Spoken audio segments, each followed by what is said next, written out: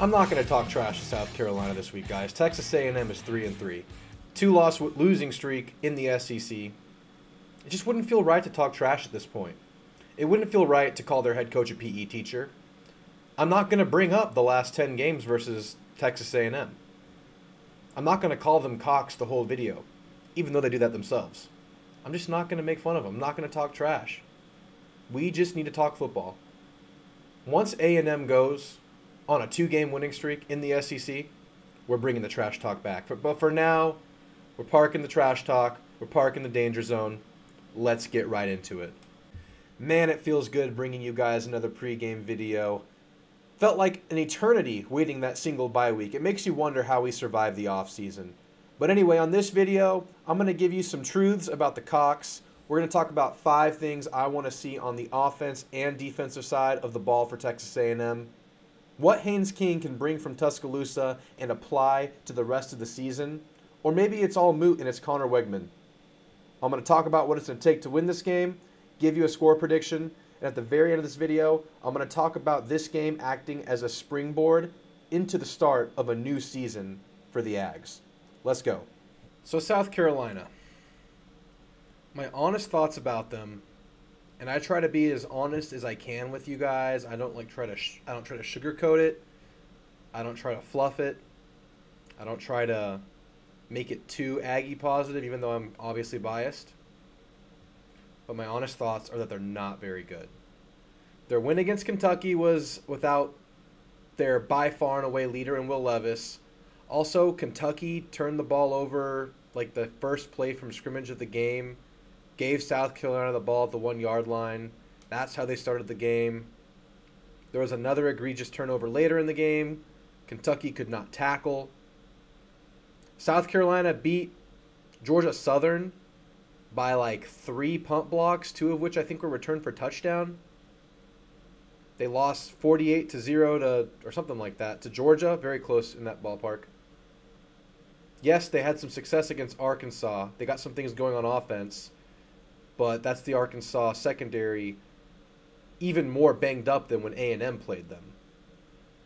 So, what really scares you about South Carolina on their side of the ball? Well, they do have some highly touted players on defense, but they don't seem to affect the game that much. It's really weird. They do seem somewhat poorly coached. On the offensive side of the ball, they have a good running back. They have Spencer Rattler. But has the ship sailed on Spencer Rattler? I mean, once upon a time, this guy had all the potential in the world. And maybe that's the one thing you point to, and maybe that gives you pause, and you think maybe this guy can just put a game together and really put A&M away. But I find that highly unlikely, especially with the trend that A&M's defense has been going through. Over the last game, anyway. We'll get to that in a second. They have some good receivers, but once again, I mean, Spencer Rattler's touchdown to interception ratio this year is worse than Haynes King. He has 5 touchdowns to 8 interceptions. Let that sink in. The way he's looked is if you get a slight bit of pressure on him, it's kind of a freak out. And I don't know if it's receivers not getting open, or Spencer himself, or a combo of both, but it does not look pretty. I mean, it's really hard to compliment this team when you look at them through the lens of they're an SEC team. I mean, sure, you put them in a different conference, maybe it's a different story. But, I mean, against Georgia Southern, they needed the punt block returns to win. Maybe they didn't, but it led them to their win. So, I don't know. I'm really not sold on them as far as just on paper what they are. But intangibles-wise, they do have some things going. Shane Beamer, it's no question. He has the team rolling. He has the belief of the team. He has the team behind him. He's a rah-rah guy. Yes, he does look like a PE teacher, but for whatever reason it works. And the team loves him. They respond to him. They're coming off a huge win, going into a bye week in which they get 2 weeks to prepare for Texas A&M. They're staring at us right down the barrel of their gun, and they're going to treat it like a Super Bowl. When's the last time South Carolina had this much momentum? It's been a little while. 4 wins in the first half of the year. I mean, they haven't really done that in a while. The stadium will be rocking. The players will be believing. That's what you got to look out for. You're going to get their absolute best shot of the year. They're going to play hard. They're going to play emotionally. They're going to play spirited. A&M doesn't have to match that. So yes, I don't believe in South Carolina. But I do believe in momentum, and intangibles are a thing. But anyway, let's get into my 5 things about this Texas A&M defense that I need to see versus South Carolina for A&M to win. First and foremost, it's something that Kentucky did not do well against South Carolina, and that's tackle. Of all the things that A&M has had problems with this year, tackling is not one of them. I need to see A&M continue this trend. You had 2 weeks off. I don't know how physical you are in those 2 weeks. They did miss a day of practice during the first week of the bye week session last week due to a bomb threat at College Station on campus. Very bizarre situation. But those are the practices, I believe, where they're going to go back to fundamentals, maybe doing some wrap-up tackling drills. They lost one of those opportunities. I don't know how hard they're going to go this week of practice, getting guys back, getting healthy. Keep tackling securely, because a team that you are more talented than will look for any way to get things going, and missed tackles is one of those paths. The second thing, and I know you all agree with me, we want that 4-man front, baby. Bring it back and keep it coming. Don't stop it. We got McKinley Jackson back. I, as I've said before, believe that they were in the 3-man front due to injury, due to lack of depth, because of injury and youth. And I'm going to hold on to that until proven otherwise. I need to see the 4-man front come back. When we get guys like Adelier and Shamar Turner back, I don't know the status on them. This 4-man front is going to be nasty, because we all know the strength of this entire Texas A&M team is defensive line talent. Will they get Timnisa Adelier back? I don't know.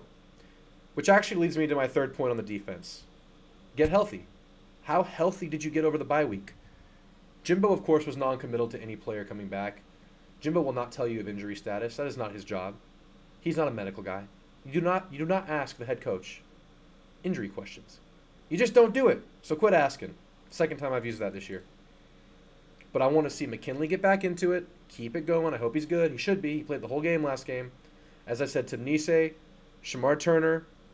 Are we in the Andre White range yet? Tyreek Chappelle, he's coming back. These are all guys I need to see get back into the fray. Gabriel Brownlow-Dindy, is he going to make his debut anytime soon? I don't know. Bobby Taylor's healthy. He tweeted that. I mean, take it with a grain of salt. As I've said about players' self-diagnosis, take it with a grain of salt. But he says he's back. He probably is. How healthy did Texas A&M get? Because we saw them get a little bit healthier, and I think it was just getting McKinley back. And they went to the 4-man front, and things changed for this defense. Get more healthy. Please. I hope it is. We can't control that. But please. Fourth thing, linebacker discipline. We saw it improve over the course of the game versus Alabama. It had kind of been a touchy area throughout the season. Linebackers taking bad angles, filling the wrong gap, not staying in their area, their zone. But it kind of improved over the course of the game versus Alabama, where I think Edgerrin Cooper had the best game of his year so far. And Chris Russell continued his hot stretch. The emergence of Chris Russell cannot be understated. I don't even know if Andre White can take that spot from him at this point, but you love to get that depth back. So let's see if the linebackers can maintain whatever it is they found versus Alabama, because that was great to see. And number 5, keep forcing turnovers. That is what kept you in the game versus Alabama. I mean, that alone. And I hate it when people are just like, well, if Alabama did turn the ball over, just give Texas A&M, they're going to win. A&M forced every single one of those turnovers. They were all punch-outs. I mean, maybe he didn't have the best ball security, but they were all absolute fumble strip attempts. Whether it's from behind, Fadil Diggs getting that punch in there, or if it's the human missile crisis that Walter Nolan did, where he just became a human missile and punched the ball out with his head, which was beautiful. Keep doing that, because that will quickly turn a game into your favor. If A&M becomes like this ball hawk nasty defense second half of the year, I mean, look out.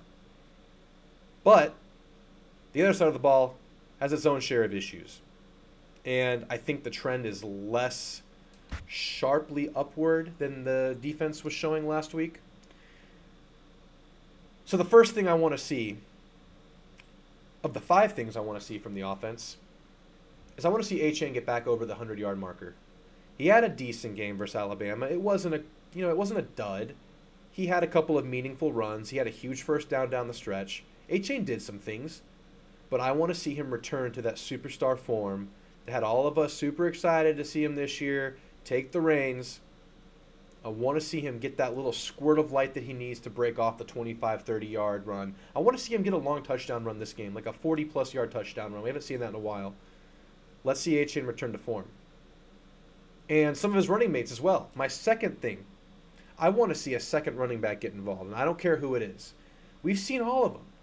At spring, it was Amari Daniels pretty much the whole game. We've seen L.J. Johnson in short yard situations and others. And then we randomly got Le'Veon Moss in the middle of the Mississippi State game, only to never see him again. So I don't know what that was. I'm okay with any of them, one of them, all 3 of them in tandem, a committee as the backup. Just get me that change of pace. Get me that Achane spell. Give me that change of speed. Show them a different look. These guys are talented. We know this. These are all highly touted recruits coming out of high school. And they've looked good in flashes, all of them. So I don't care which one it is.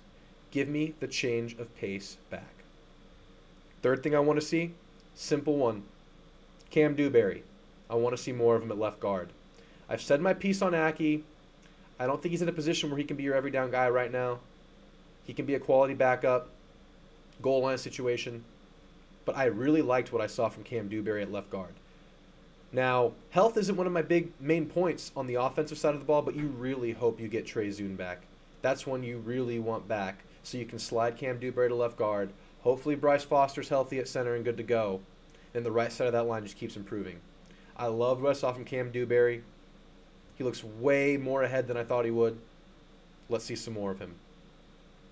Something we saw a lot of versus Alabama, which is kind of a blueprint for me right now because I liked a lot we saw from that game. But one of the main things we saw was reliability in the young wide receivers. Evan Stewart, Chris Marshall, Moose Muhammad, Donovan Green. I want to see all these guys be mainstays in this offense, getting involved often. I don't want to see any of them get kind of buried for a while just to have 1 or 2 big plays. I want to see them all get involved. Whether it's short passes, you let them just make an athletic move, taking some shots, just get them involved somehow. I want to see their development increase and then get Yul Keith more involved. I don't think he's been playing that much, but Yul Keith is a great 4th guy to throw in there. Well, 5th guy if you count Donovan. I'm saying Donovan Green, he's about to take some steps. We've been seeing his timely stuff lately, his timely clutch plays. He's been the safety valve. Let's see him become a playmaker as well. I want to see Evan Stewart keep it going, Chris Marshall. Moose Muhammad has just been a godsend these last 3 games, 4 games. Keep these young wide receivers involved early and often. And finally, I want to see Haynes King build. Simple fact is Haynes King has been unsteady in his starts for Texas A&M. We haven't seen him put a full game together. He started very shaky versus Alabama. When he gets a little bit of pressure, he acts as if he's getting a lot of pressure. That's always been my number one observation about Haynes King. He does not handle pressure well. He loses poise very quickly.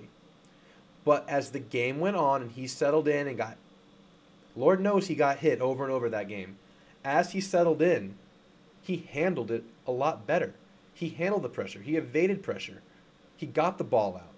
And no, he still wasn't perfect. The last play of the game is evidence of this. Bad timing, bad ball. But what we did see him do is gunsling, make big plays, keep plays alive, keep the team going within its offense, manage the clock well. Kind of all of the small things. He was doing all the small things well. I want to see him build on that. And once he gets more comfortable, the big plays can come. I don't know if we're going to see Connor Wegman. I don't know if we're going to get, scheduled drives. Jimbo certainly did not commit to it. He also didn't say he wouldn't do it. I mean, how much can you trust in a Jimbo Fisher press conference? I've learned not that much. What will we see? Will we see any Connor? Do you guys want to see Connor? I'm sure you do. Give me that. Comment that. Do you want to see Connor? And if so, do you just want to see him start? Do you want to see scheduled drives? Do you want to see a short leash for Haynes King? How do you want this to work? Because if Haynes King can build on what he did at Alabama, I feel like that Haynes King can lead this team to some wins. But we all know what Conner Weigman could be. So I want to hear your opinion here, guys. If I'm the coach and I'm choosing, I'm scheduling drives for Conner.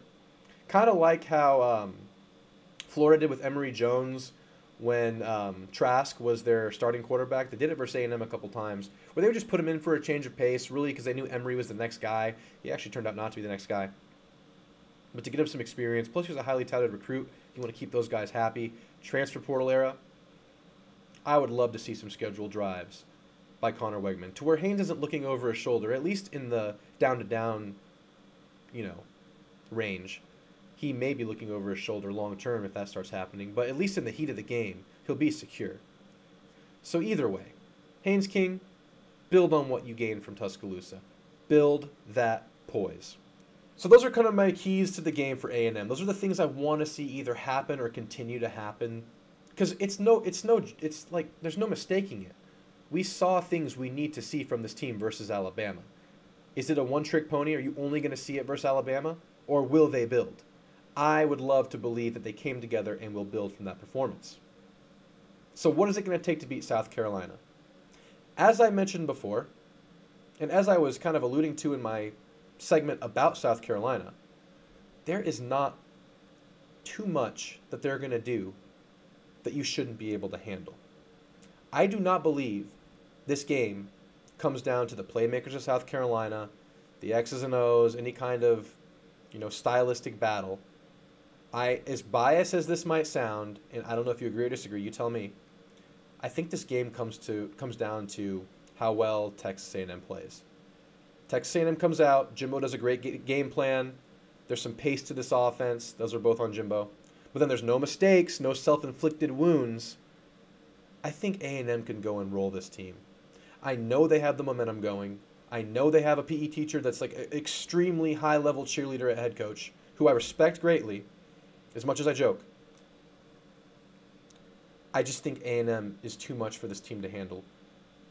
At their best, they're not really handling these teams that well. They're the best they've been in years. And it's taking a lot for them to beat some subpar opponents.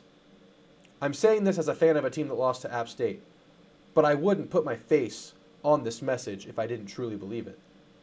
I don't think South Carolina has a damn thing for Texas A&M. I don't think they have any business beating A&M. But if A&M goes out and plays like they did against Mississippi State, just missed opportunity after missed opportunity, or goes out how they played against App State, just a bland, stupid, boring offensive game plan where you give up after the first quarter anyway, they will lose this game. A&M is not above losing to games they shouldn't lose to. We know this. That doesn't even need to be said, but I'm saying it. But if A&M builds on what happened at Alabama in any way, they will beat South Carolina. Even if they play out of their minds at their best, they are not enough to beat A&M at that level. What would that win mean? It'd mean a lot, because you finish off your road trip. It's been a 5-week road trip. They haven't been home since Miami. Isn't that crazy? That seems like a lifetime ago. Am I the only one that's felt like this has been the longest football season ever, just because of how bad A&M has kind of been? It feels like game to game has just been like a slog. But it's been forever since they've been home. And if they come home after that glimpse of what could be versus Alabama, and after potentially beating South Carolina, and they get a potentially top 10 opponent, top 7 opponent in Ole Miss, and Kyle Field is revived, you have an opportunity to kick off a whole new season for this Texas A&M team. And I'm not saying 6-0, I'm not saying 5-1, 4-2, anything like that to close the year. I'm just saying that there is a path here to close this thing out extremely, extremely strong. So with that, I'm going to give you guys a score prediction. Texas A&M, they're going to get some things going more than we've seen before. And will they score over 24 points? Have they done that against a Power 5 school? No. Against an FBS school, because they only scored 14 against App State? I don't think so. Don't think they have. I think 23's been the most versus Miami. I think they get one more touchdown than that.